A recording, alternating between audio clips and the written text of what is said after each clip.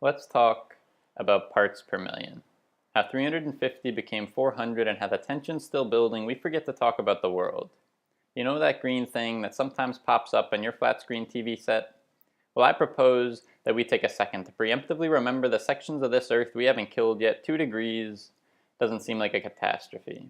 We're halfway there, and I hear people talking about the alarmists, making an issue out of nothing about the Earth cycling along its natural track, and I wonder if they remember the ice caps, whether the world looks different through an oil-stained shot glass. I complain about carbon dioxide higher than it's been in 800,000 years, and they tell me to relax.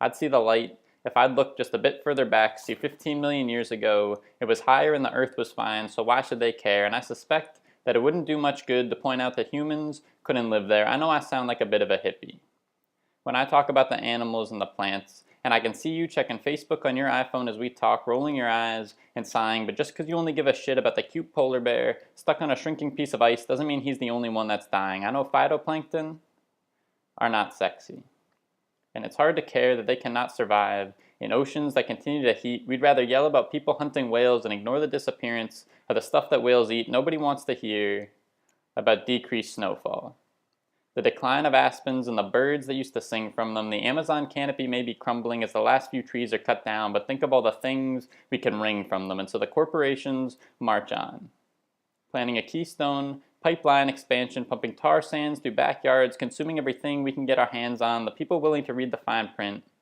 can learn about the Ogallala Aquifer.